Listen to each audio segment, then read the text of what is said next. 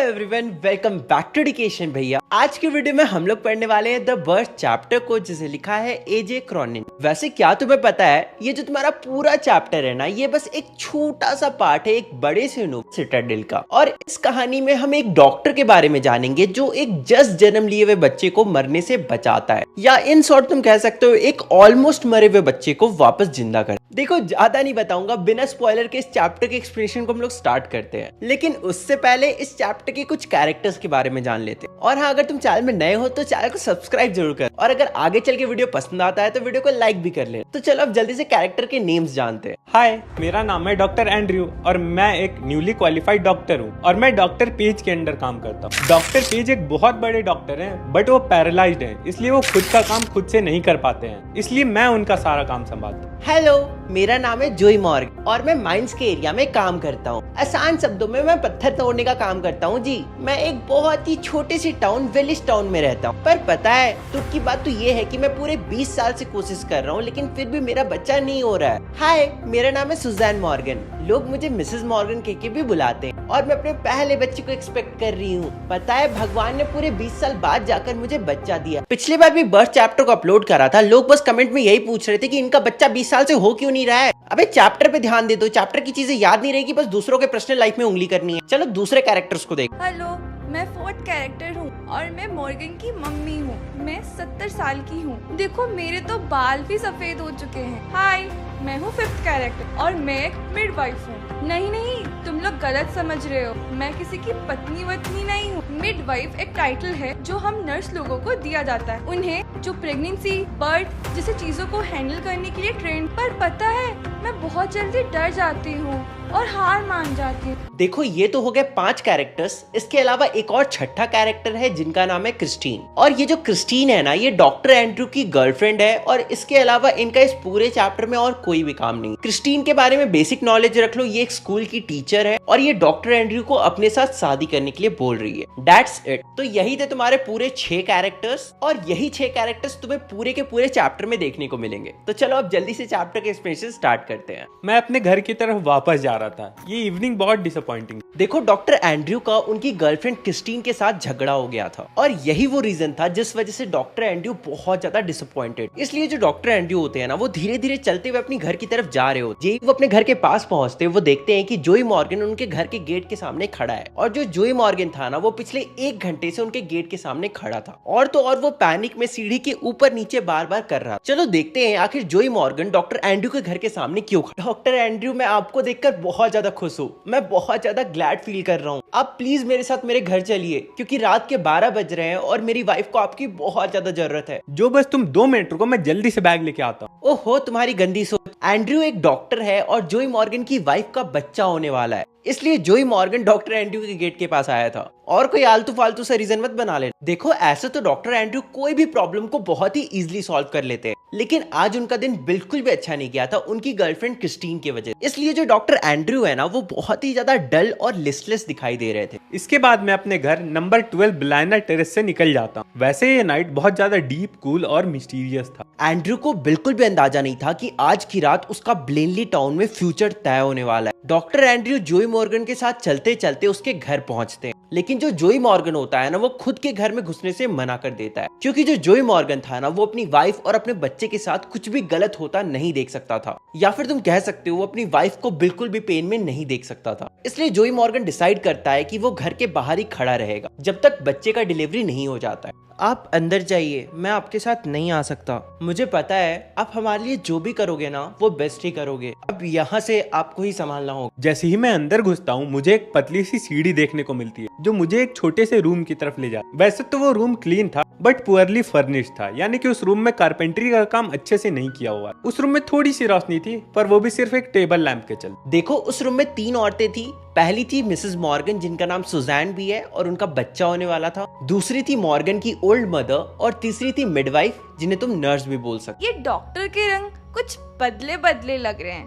कहीं ये हमें छोड़ के चला ना जाए, और अगर ये चला गया और सही वक्त पे वापस ना आया तो बच्चे का क्या होगा। हे भगवान, अच्छा यही रहेगा कि इसे चाय पानी पिला के यहीं रोक के रख। अरे बेटा रुको, मैं तुम्हारे लिए चाय बना के लाती हूँ। देखो एंड्रू चचा बहुत ज्यादा स्मार्ट थे, उन्हें समझ में आ जाता है कि मॉर्गन की मदर क्या करना चाहती है, इसलिए वो कहते हैं कि don't freight mother, I won't run away. अरे डरिए मत, मैं कहीं भाग के नहीं जाऊंगा। मुझे पता था कि मैं वैसे भी घर नहीं जा सकता क्योंकि डिलीवरी अभी नहीं हो रहा है, लेकिन कभी भी हो सकता, और डिलीवरी के वक्त मुझे फुल अटेंशन देना होगा। अगर मैं घर चला भी जाऊं तो शायद मैं 1 घंटे की भी नींद पूरी ना कर पाऊं, मुझे बीच में भाग के वापस आना पड़ेगा। इसके बाद ऐसा नहीं होता है कि मॉर्गन की मदर चाय लाकर नहीं देती है, मॉर्गन की मदर अभी भी चाय लाकर देती है और डॉक्टर एंड्रू मस्त चाय पीकर आराम करते हैं। और थोड़ी देर आराम करने के बाद वो वापस से ऊपर जाके देखते हैं कि सुजैन की क्या कंडीशन है। वो देखते हैं कि सिचुएशन में कुछ प्रोग्रेस हुआ है या फिर नहीं हुआ है, उसे नोट डाउन करते हैं और वापस से नीचे आ जाते, और नीचे आकर वो किचन फायर के सामने बैठ जाते। उन्हें पता था कि बच्चा होने में अभी भी थोड़ा वक्त बाकी है। पता है, माहौल एकदम शांत था और बस किचन फायर से चिंगारियों की आवाज आ रही थी और वॉल क्लॉक से टिक टिक की आवाज आ रही थी, और बाहर मॉर्गन टेंशन के मारे इधर उधर चल रहा था तो उसके पैरों की भी आवाज आ रही थी। और मेरे सामने मॉर्गन की मदर ब्लैक ड्रेस में बैठी हुई थी और मुझे वो घूरे जा रही थी, और मैं बहुत ज्यादा कंफ्यूज क्योंकि मेरी गर्लफ्रेंड के साथ भी मेरी लड़ाई हो गई थी मैरिज वाले मैटर को लेकर, और उस समय पे मुझे सिर्फ टॉक्सिक मैरिजेस ही याद आ रही, जैसे कि ब्रैमवेल जो एक औरत से बिल्कुल पागलों की तरह प्यार करता था, लेकिन एट द एंड उस औरत ने भी उसे धोखा दे। मुझे एडवर्ड पेज भी याद आ रहा था जो कि एक वुमेन के साथ टॉक्सिक मैरिज में फंस गया। मुझे डैनी भी याद आ रहा था जो अपनी वाइफ से बहुत दूर रहता था, उसके बाद भी लाइफ में अनहैप्पी। देखो क्या हुआ होगा, डॉक्टर एंड्रू और क्रिस्टीन के बीच में शादी वाले मैटर को लेके बात छिड़ गई होगी, और जो डॉक्टर एंड्रू है ना वो अभी शादी के लिए बिल्कुल भी रेडी नहीं थे।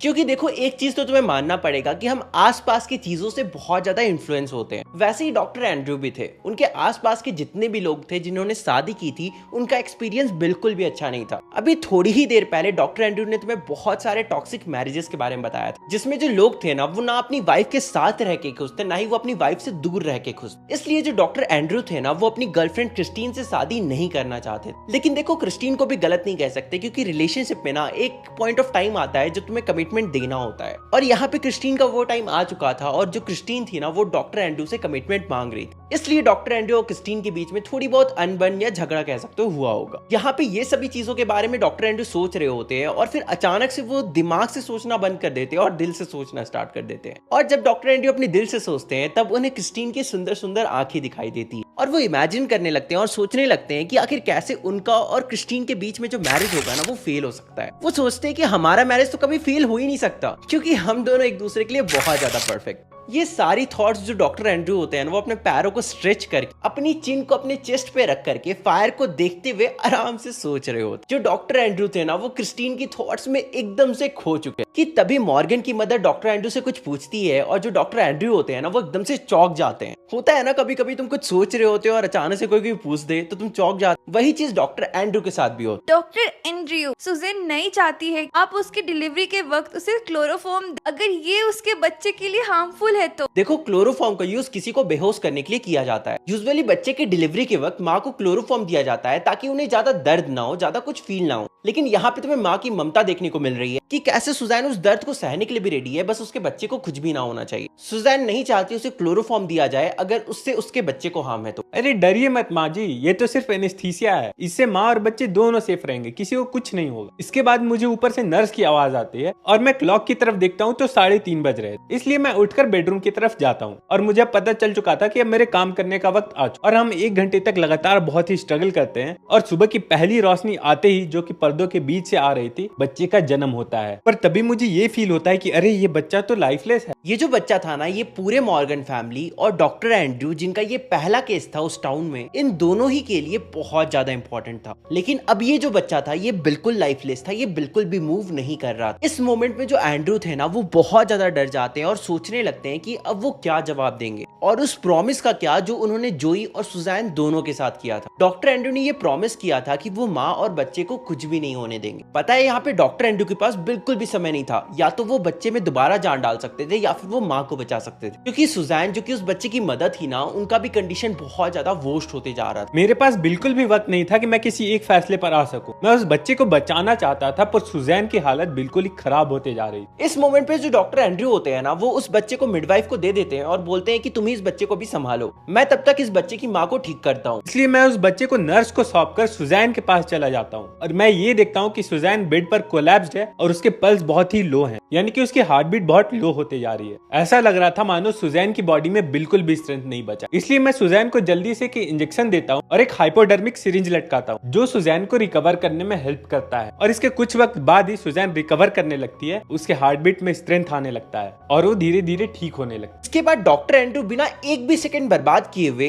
पीछे मुड़ते हैं और मिडवाइफ से पूछते हैं कि बच्चा कहाँ पर है। मैंने तो बच्चे को न्यूज़पेपर में लपेट के बेड के नीचे रख दिया है। मैं फ्लैश की स्पीड से बच्चे को बेड के नीचे से निकालता हूँ न्यूज़पेपर को खींचते हुए। ये बच्चा एक लड़का था जो कि परफेक्टली फॉर्म्ड था और उसका बॉडी बिल्कुल व्हाइट और सॉफ्ट था, बिल्कुल किसी मलाई की तरह। और उस बच्चे का जो स्पाइनल कॉर्ड था या फिर उसका नेक कह सकते हो, वो बिल्कुल किसी बेजान टहनी की तरह लटका हुआ था और उस बच्चे के लिम्स बिल्कुल बोनलेस लग रहे थे। और ये सारी चीजें देखकर मुझे सिर्फ यही समझ में आ रहा था कि उस बच्चे को एस्फीसिया हुआ है, यानी कि उस बच्चे के अंदर ऑक्सीजन की कमी है, यानी कि उस बच्चे के ब्लड में या तो कार्बन डाइऑक्साइड है या फिर उस बच्चे का दम घुट रहा है। तभी डॉक्टर एंड्रू को याद आता है कि सेम ऐसा ही केस स्मैरिटन में भी हुआ था। इसलिए वो जल्दी से मिडवाइफ यानी कि नर्स को बोलते हैं कि जल्दी से मुझे गर्म पानी, ठंडा पानी और बेसिस ला के दो, जल्दी करो जल्दी। मैं बहुत सदमे में थी। डॉक्टर एंड्रयू की डांट सुनकर मैं वापस मोशन में आ जाती। इसके बाद मैं बच्चे को न्यूज़पेपर से निकालकर ब्लैंकेट में लपेटता हूँ और फिर मुझे एक स्पेशल रेस्पिरेशन टेक्निक फॉलो करना पड़ता है, जिसमें मैं बच्चे को पहले गर्म पानी में डालता हूँ, फिर मैं उसे ठंडे पानी में डालता हूँ और मुझे यह प्रोसेस लगातार कंटिन्यू करना पड़ता है। डॉक्टर एंड्रू बिल्कुल किसी जोकर की तरह कर्तव्य दिखा रहे थे। जो जोकर्स नहीं होते, जो बॉल को एक हाथ से दूसरे हाथ और फिर दूसरे हाथ से पहले हाथ में जिगल करते रहते हैं, और बिल्कुल वैसे ही डॉक्टर एंड्रू उस बच्चे के साथ कर रहे थे। डॉक्टर एंड्रू जल्दी जल्दी उस बच्चे को कभी गर्म पानी में डुबाते थे तो कभी ठंडे पानी में डुबाते थे और इस प्रोसेस को वो लगातार 15 मिनट तक करते रह जाते हैं, जिसके बाद उनके आंखों तक में पसीना आ जाता है। और तो और डॉक्टर एंड्रू का एक जो स्लीव्स होता है ना, वो भी पूरा नीचे गिर गया था। इवन की बहुत सारा पानी भी नीचे फर्श पे गिर गया था। ये सब लगातार करते करते डॉक्टर एंड्रू की सांस फूलने लगी थी। इस मोमेंट में मुझे उस बच्चे की ग्रैंड मदर की याद आती है और इस प्रोसेस में तो कई बार वो बच्चा मेरे हाथ से फिसल के गिरने वाला भी था। डॉक्टर सुनिए,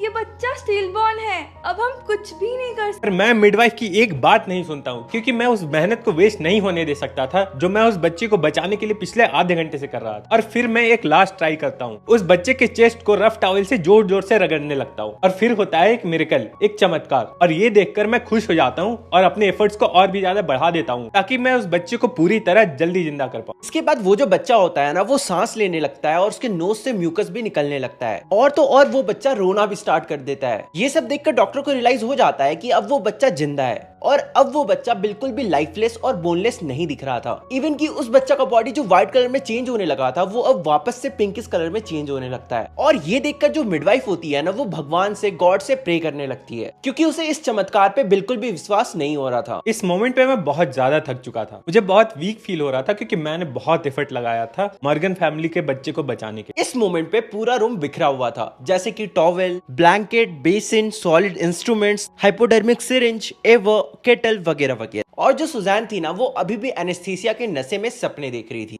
मैं अपने स्लीव्स को ऊपर करता हूँ, जैकेट पहनता हूँ और मिडवाइफ को बोलता हूँ कि मैं अपनी बैग थोड़ी देर बाद आकर लूंगा। और फिर मैं नीचे किचन में जाता हूँ और बहुत सारा पानी पीता हूँ क्योंकि मेरे लिप्स बहुत ही ड्राई हो चुके। एंड्रू इसके बाद घर से बाहर निकलते हैं और देखते हैं कि जो जोई है ना, वो बहुत ही ज्यादा परेशान खड़ा था और वो डॉक्टर एंड्रू की तरफ इस तरह से देख रहा था कि मानो वो कुछ एक्सपेक्ट कर रहा हो। तुम्हारी वाइफ और बच्चा दोनों बिल्कुल ठीक है जोई। और ये बात बोलने के बाद मैं देखता हूँ कि घड़ी में 5 बज रहे हैं और सुबह हो चुका है। ये ऐसा समय होता है जब लोगों के रोड पे चलने की आवाज बिल्कुल क्लियरली सुनाई देती है। इसी वक्त जो डॉक्टर एंड्रू है ना, वो कुछ माइनर्स को रोड पे चलते हुए देखते हैं, इसलिए वो वापस अपने घर की तरफ निकल जाते हैं और वो निकलते निकलते बोलते हैं कि ओ God, I have finally done something real at last। देखो, इसी तरह से ये जो तुम्हारा पूरा चैप्टर है ना, ये खत्म होता है। अगर तुम्हें चैप्टर का एक्सप्लेनेशन अच्छा लगा और वीडियो देखने में मजा आया तो चैनल को सब्सक्राइब कर दो और वीडियो को लाइक तो कर ही देना। और हाँ, दोस्तों से शेयर करना मत भूलना। साथ ही साथ मेरे इंस्टाग्राम का लिंक डिस्क्रिप्शन में गिवन है, मुझे इंस्टाग्राम में फॉलो कर लो अगर तुम लोग मेरे पर्सनल लाइफ के बारे में जानना चाहते हो। चलो, तो मिलते हैं अगले वीडियो में, तब तक के लिए बाय बाय।